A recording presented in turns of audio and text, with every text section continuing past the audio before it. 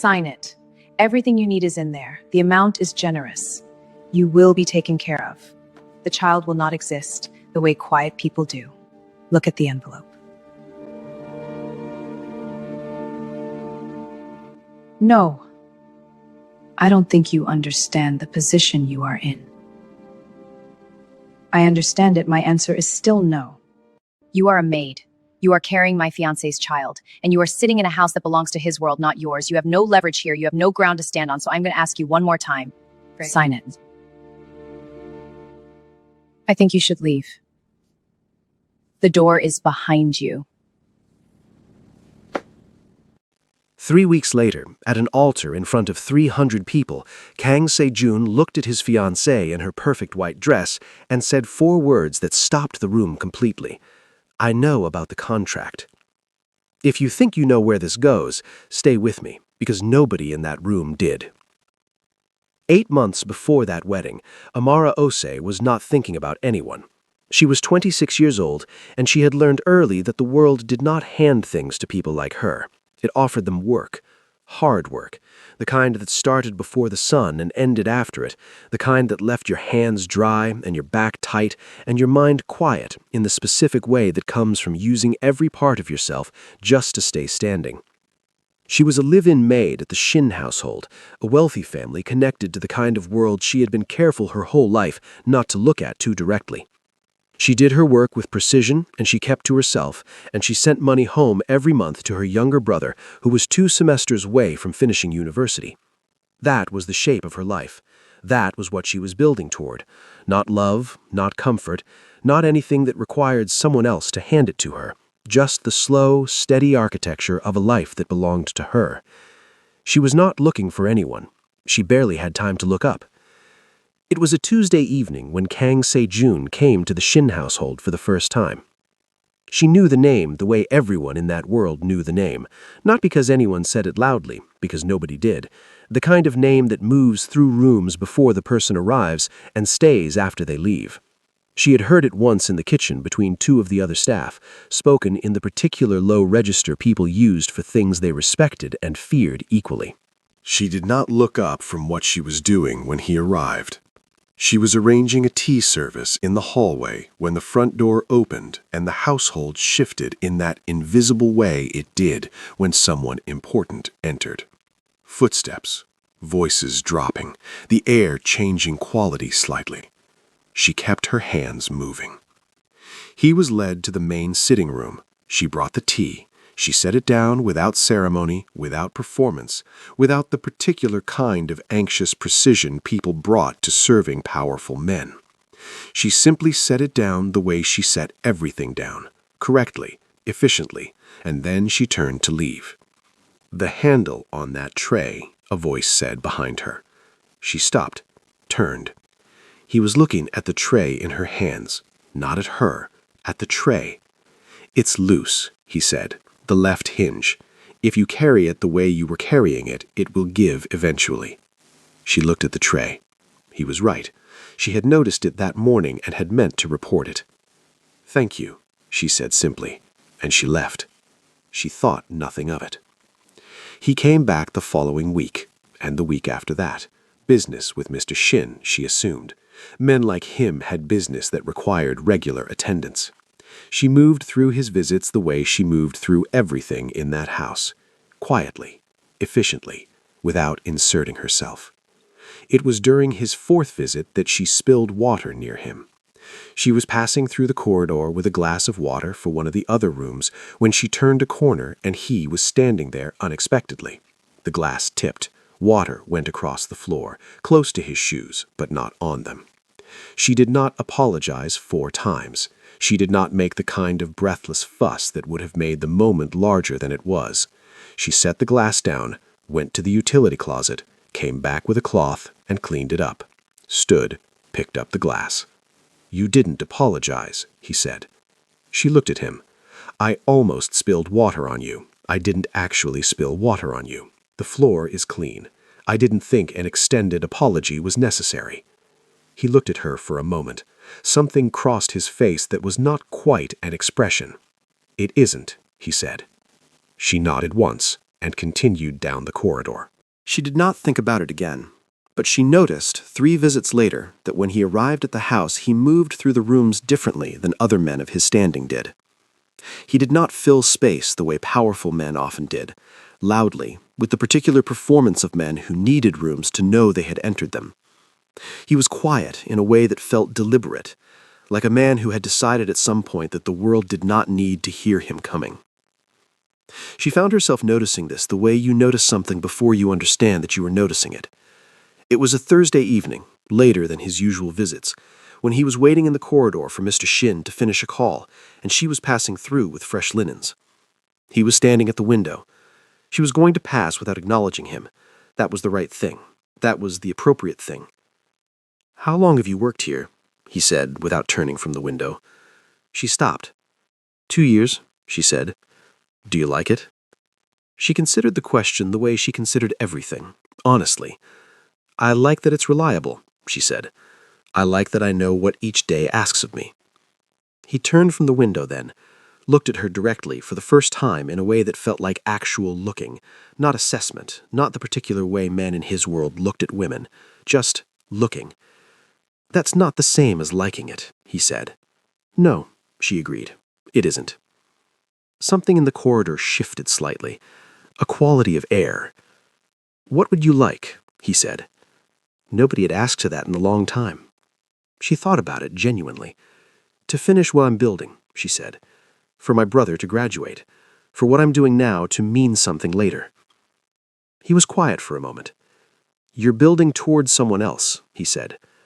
"I'm building toward my family," she said. "That's not someone else, that's the point." He looked at her for a long moment, and then Mr. Shin appeared at the end of the corridor, and the conversation ended the way it had begun, without announcement. But he came back the following week, and this time, when their paths crossed, he did not pretend they were strangers. They talked the way 2 people talk when they are both too honest to perform and too busy to waste time on things that don't matter. In corridors, in passing, in the 10 minutes between his meetings and his departures. Small conversations that became real ones, the kind of real that happens before you realize it's happening. "You don't act like people act around me," he told her one evening. He was waiting again. She had stopped pretending she wasn't willing to stop. "I don't know how people act around you," she said. "I only know how to act around you." He went very still, the way he sometimes went still, like something had landed precisely where he hadn't expected. "That's the most honest thing anyone has said to me in a long time," he said. "It's a small thing to say," she said. "Not in my world," he said quietly. She looked at him then, really looked, and she understood something she had been carefully not understanding for several weeks, that whatever was happening in these corridor conversations was not nothing, that she had stopped being indifferent to his visits somewhere along the way without choosing to. She did not say any of this, but she stopped walking away quite as quickly. Over the weeks that followed, something built between them that neither of them named. He began to arrive slightly earlier than his meetings required. She began to find herself in corridors she had no specific reason to be in. Their conversations grew longer and quieter, and more honest in the specific way conversations become honest when 2 people stop managing what the other person thinks of them. He told her things she suspected he did not tell people, small things, the weight of a life built entirely on decisions that could not be unmade, the specific loneliness of being surrounded by people who needed something from you. She told him things she kept private, her brother's name, the village she grew up in, the particular smell of her mother's kitchen that she thought about sometimes when she was tired. "You remember everything precisely," he said one evening. "Memory is all some people have to hold on to," she said. He was quiet for a moment. "What else do you hold on to?" She thought about it. "The idea that what I'm doing now is worth something later," she said, "that the hard part is not the whole part." He looked at her steadily. "I'd like to take you to dinner," he said, "not surrounded by the Shin household, not in a corridor, somewhere that is not this." She held his gaze. She thought about what it meant. She thought about his world and her world and the considerable distance between them. "All right," she said. He looked at her like she had handed him something he hadn't expected to be given. They went on a Thursday, A quiet restaurant, not the kind that announced itself, the kind that existed for people who did not need a room to know they had arrived. They talked for 3 hours. She ate without self-consciousness. He ordered without performance. They disagreed twice about something small, and neither of them backed down, and both of them found the other more interesting for it. He dropped her back at the house and sat for a moment before she got out. "Next Thursday?" he said. "I work Thursdays," she said. "I know," he said. "I mean after." She almost smiled. "After," she agreed. She went inside. She stood in the hallway for a moment, in the quiet of the house, and let herself feel something she had not felt in a long time, the particular warmth of someone seeing you and choosing to keep looking. She felt it, and she let herself feel it, and that was where she made the space for everything that came next.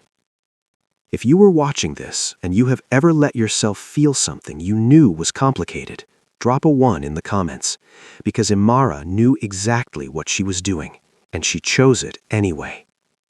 It was 6 weeks into what had become a quiet and real and unhurried thing between them that she understood she was pregnant. She sat with it for 3 days before she fully believed it. Then she sat with what it meant. She was not panicked. She was not undone. She was the kind of woman who, when life handed her something enormous, went very quiet and thought very carefully before she moved. She did not tell him, not yet. She needed to understand what she was going to do before she brought it to anyone else. This was hers first. Everything else came after. What she did not know, sitting alone in her small room with her hand resting on her stomach and her mind working through the shape of the future, was that someone else already knew, and that someone had already decided what to do about it. It was 6 weeks into what had become a quiet and real and unhurried thing between them that she understood she was pregnant. Ha-eun Choi had known about Amara for weeks before the envelope. She had not found out from Sejin. He had said nothing, which told her everything she needed to know, because men like Sejin did not go quiet about nothing. She had found out the way she found out everything that mattered, quietly, through the right people, without leaving a trace of the asking. She had watched. She had assessed. She had looked at Amara Ose the way you look at a problem you are measuring before you solve it, and she had decided.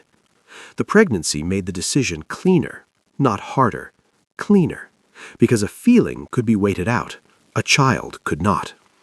She came to the Shin household on a Wednesday afternoon under the cover of a social visit to Mrs. Shin, dressed perfectly, composed in the specific way of a woman who had prepared every detail of this visit in advance and was now simply executing it. She waited until Mrs. Shin left the room briefly, then she asked for Amara by name. Amara came into the sitting room and found Ha-eun standing near the window, the envelope already on the table. "Sit down," Ha-eun said pleasantly. Amara did not sit down. "Is there something I can help you with?" she said. Ha-eun looked at her for a moment, taking in the stillness of her, the refusal to be diminished by the room or the moment or the woman standing in it. Something moved briefly behind Ha-eun's eyes, then it was gone. "I know about the child," she said. The room was very quiet. Amara said nothing. She did not flinch, did not shift, just looked at Ha-eun steadily and waited. "I'm giving you a choice," Ha-eun continued, her voice warm, almost gentle, the tone a woman explaining something reasonable to someone she was trying to help. "Everything you need is in that envelope. The amount is generous. You will be comfortable. Your brother's school fees will be covered for the remainder of his degree." A pause. "All I am asking is that you sign the document, handle the situation quietly, and leave. You will not be punished. You will not be pursued. You will simply be gone." She said it the way you say something you have already decided is done, with the particular confidence of a woman who had never encountered a problem that money could not reframe into a solution. Amara looked at the envelope. Then she looked at Ha-eun. "No," she said. Ha-eun's expression did not change. "I don't think you understand the position you were in." "I understand it," Amara said. "My answer is still no."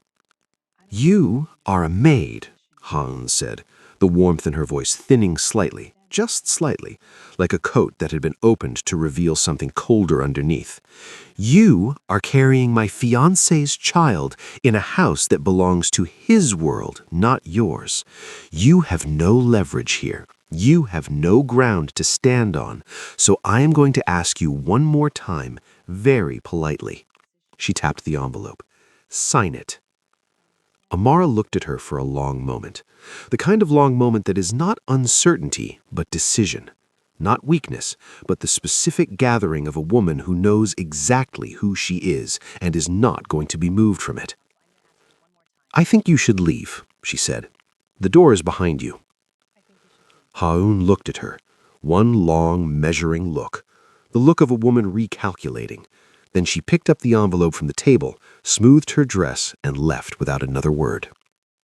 If you think Haun walked away and let it go, you don't know women like Haun. Like and subscribe, because what she did next was something else entirely. 3 days after the visit, Amara was called to Mrs. Shin's office. A complaint had been filed. A valuable item was missing from one of the upper bedrooms. Several members of staff had been questioned. The evidence, Mrs. Shin said with genuine discomfort on her face, pointed to Amara. I looked at her steadily. I didn't take anything, she said. I believe you, Mrs. Shin said quietly. But my husband has made a decision. I'm sorry, Amara. You have until the end of the week. No reference, no explanation that could be given to a future employer. No income, no housing. In one move, Haun had taken everything practical that Amara had built and dismantled it completely. The job, the room, the safety net, all of it. Gone. Amara packed her things on Friday evening. She did not cry in front of anyone. She thanked Mrs. Shin. She said goodbye to the 2 members of staff she had been closest to.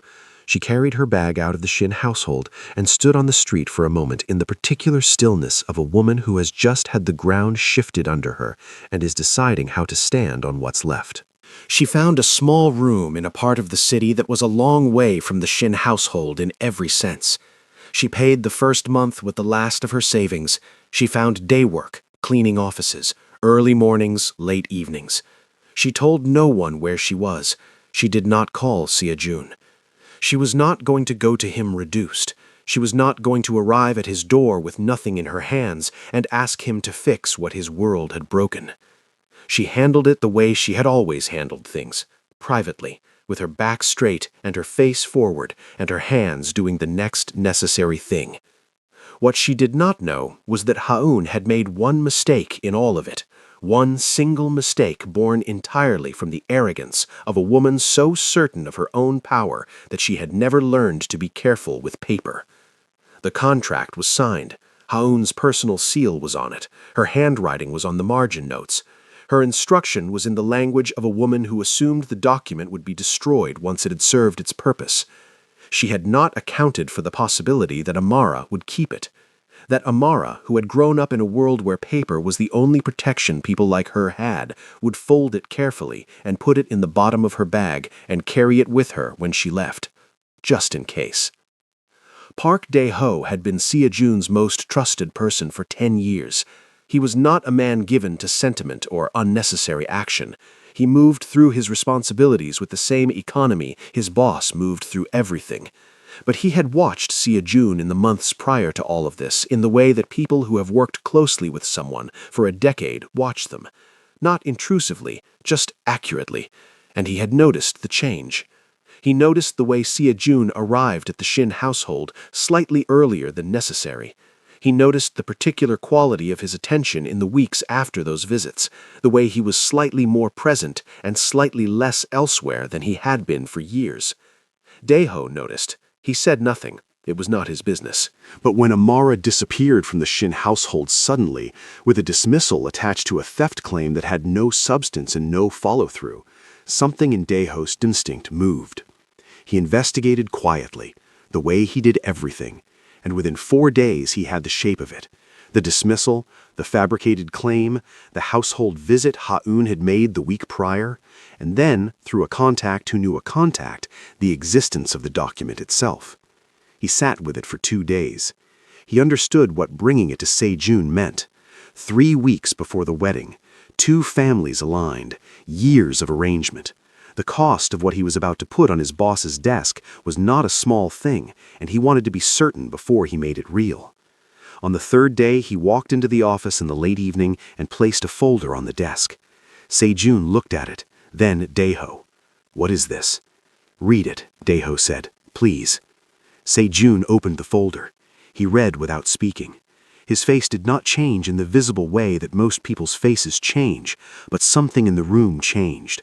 A quality of air, the particular stillness that settles when a man who is very controlled encounters something that tests every part of that control. He read to the end, closed the folder. The room was very quiet for a long moment. "How long have you known?" he said. 2 days, Daeho said. "I wanted to be certain." "Where is she?" "I have an address," Daeho said. "She is alone. She has been doing day work." A pause. "She has not contacted anyone." Sejun stood up. "I am coming with you," Daeho said. "No," Sejun said. "You're not." He went alone, the way he came to her the first time in the corridor, without announcement, without preparation, just directly, because there was no version of this that benefited from being managed. She opened the door and looked at him. She was in a plain shirt and trousers, her hair pulled back, the face of a woman who had been working hard and was tired in the honest way that work makes you tired. She did not look surprised. She did not look relieved. She looked at him the way she always looked at him, steadily, waiting to understand what this was before she decided what to do with it. "I know," he said simply. "I know what she did. I know about the contract. I know about the dismissal. All of it." She stepped back from the door. He came in. The room was small, a single window, a narrow bed, neatly made, a kettle on a table. The careful, sparse order of a woman making do with intention. He looked around at once, then he looked at her, and she saw it move across his face, something he did not hide, the specific expression of a man confronting the direct consequences of his own silence. "She came to you with an envelope," he said, not a question. "She was very polite about it," Amara said. He was quiet for a moment. "I didn't know," he said. "I know you didn't," she said. "That's the only reason I opened the door." He looked at her steadily. "I'm sorry," he said. The specific kind of sorry that is not a negotiation, that does not arrive with conditions or expectations, just the plain acknowledgement of a man who understands what his world cost someone who did not belong to it. Amara held his gaze. "Your wedding is in 3 weeks," she said. "I know," he said. "Then go," she said. "Whatever you decide, go decide it. Don't come back to this door until it is decided. I am not going to be the reason, and I am not going to be the question. Come back when you are the answer." He looked at her for a long moment. The small room around her. Everything she had been reduced to. Everything she had handled without a word to anyone. He nodded. He left. She stood behind the closed door for a moment. Then she put her hand on her stomach, gently, for the first time in front of no one, just herself. And she made a quiet and private decision that the life inside her was going to know, from the very beginning, that it was chosen. Whatever came next. The wedding was everything it was supposed to be. The venue was extraordinary. 300 guests in their finest, flowers that had taken a week to arrange. 2 families who had been building toward this day for 6 months, seated in rows that represented every important connection in both their worlds.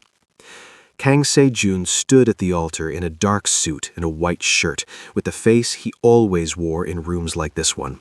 Still, controlled, unreadable to everyone except the one person in his world who had spent 10 years learning to read him. Daeho stood near the back. He had said nothing to anyone. He had watched his boss get dressed and get into the car, and he had said nothing because Se-jun had made his decision, and Daeho's job was simply to be present for whatever came after it. The doors opened. Ha-eun appeared at the far end of the aisle. The room exhaled with pleasure. She was extraordinary and white. She walked with the composure of a woman who had spent 6 months removing every obstacle between herself and this moment, and was now simply collecting what she had earned. Her eyes found Sejun immediately and stayed there. The specific focus of a woman who is not going to be distracted from the finish line now that she can see it. She reached the altar. She looked up at him, and in the first second she saw it. She knew his face. She had studied it for 18 months, the way you study the face of a man whose world you intend to permanently enter. She knew his stillness, and she knew his distance, and she knew the particular expression he wore when he was managing a room. This was not that. This was decided. Her composure held, just barely. "Sejun," she said, low, controlled, meant only for him. "Not here. Whatever you are thinking, not like this." "I know what you did," he said, quiet, direct, no decoration. "The contract, the dismissal. I have the document, Haun. I have your seal on it. I know what you paid her to sign, and I know what you had taken from her when she refused." Something cracked behind her composure. 6 months of perfect management, fracturing in real time. "She was nobody," Haun said, her voice dropping but still carrying to the first 3 rows. "She was the help. She had no place in your world, in our world, and she knew it. I was protecting what was mine. I was protecting us." "She is carrying my child," Sejun said, "and you tried to erase them both." The room did not breathe. Not one movement, not one sound. 300 people, and the only thing that existed in that space was the 2 people at the altar and the words that had just been said out loud in front of all of them. Haun looked at him, one long, final look, the look of a woman who has lost control of something she planned with absolute precision and cannot fully accept the reality of it. Then she turned. She walked back down the aisle herself, head up, shoulders straight, the assembled composure of a woman deciding the story of this moment on her own terms, regardless of what had just happened in it. But her hands at her sides, where the guests in the rows could not see them, were shaking. Daeho fell into step behind Sejun without being asked. Behind them, the room stayed completely, absolutely silent. Nobody moved, nobody spoke. 300 people sitting inside the specific stunned quiet of witnessing something they had not been prepared for and would be talking about for the rest of their lives. Comment right now. Did Haun deserve exactly what happened to her at that altar? Because I need to know what you think. Amara spent the wedding day working. She had a morning shift at an office building 2 districts away. She cleaned 4 floors, restocked 2 supply rooms, and ate her lunch on a bench outside because the break room was crowded and she preferred the quiet. She was good at her work the way she was good at everything, thoroughly without drawing attention to it. She came back to her small room in the afternoon and sat in the particular quiet of a woman who has been through something large and is deciding honestly what she wants on the other side of it. She had feelings for him. She was not going to pretend otherwise to herself. 3 months of something real does not disappear because it became complicated. Feelings are not that cooperative. She knew what she had felt in those corridor conversations and at that quiet restaurant, and in the specific way he had looked at her when she said something that surprised him. She knew what it was. She was not going to minimize it to make the current moment easier to carry. But she knew something about herself that she had always known. She did not want to be a consequence. She did not want to be the thing a man arrived at after the thing he had chosen first fell apart around him. She did not want to be chosen because a door had closed and she was the next door in the corridor. She wanted to be chosen deliberately, specifically, as the point, not the landing place. She wanted her child to grow up knowing their father had not stumbled into them, that he had stood at an altar in front of 300 people and chosen a different direction and then walked directly, specifically, to them. She made herself tea. She sat with it. The city outside moved the way it always moved, indifferent and continuous, unaware that anything in her small room had shifted. Her phone lit up on the table. She looked at it. 2 words. "It's done." She read it. She set the phone face down. She sat with it for a long moment, the way she sat with everything that mattered, fully, without rushing herself toward a feeling she hadn't arrived at yet. Then she picked the phone back up and typed 2 words back. "I know." She put the phone down, and she waited. He knocked twice. She opened the door. He was still in his wedding suit, The jacket slightly open, the tie loosened, the specific appearance of a man who has done something enormous and come directly from the doing of it without stopping to prepare himself for what came next. "You're still dressed," she said. "I came straight here," he said. She looked at him for a moment. Then she stepped back. He came in. He sat down on the single chair. She sat on the edge of the bed across from him, the room quiet around them. "Tell me one thing first," she said. "Anything," he said. She looked at him for one long moment, and then she laughed. The real kind, the unguarded, unheld kind that came from somewhere genuine and had nowhere else to go. And he went very still the way he always did when she did that, like he was memorizing it, like he was filing it somewhere he intended to return to for a long time. "Go home and change," she said. "You're sending me away," he said. "I'm sending you to change your clothes," she said. "There is a difference." "Is there?" he said. "Go home, Sergeant," she said, but she was still almost smiling, and they both knew it. He stood. He looked at her one final time in the way he sometimes looked at her, without the stillness, without the managed distance, just directly and completely, like she was the only thing in the room worth the full weight of his attention. "I'll be back in 40 minutes, he said. "I know," she said. He left. She stood in the middle of her small room for a moment. Then she went to the kettle. She filled it. She set out 2 cups on the table, that hits one the on spot. each side, without thinking This is about just it. what I needed. Just doing it. The automatic so at gesture of a peace. woman making tea for more than one person. She stood there and looked at the That 2 hits cups. the spot. And for the first time in a long time, she was not building towards something alone. When he said, "I know," about the contract about in the front contract. of 300 I know your people, secret. something shifted in that room that will not shift back. Because Hyun thought she could put a price on a life. She thought money and power and a sealed envelope could make a woman and a child simply disappear. She forgot that some things do not have a price, and she forgot that paper cuts both ways. Tell me in the comments, was Amara wrong to keep that contract? Was she wrong to say nothing and handle it alone? I genuinely want to know where you stand on this. If it's a pleasure watching, hit the like button right now and subscribe so you never miss the next one. Let's know where you're watching and what time is it. There are more stories like this one coming and you do not want to be late to them. Thank you for watching. We will be seeing you in the next one.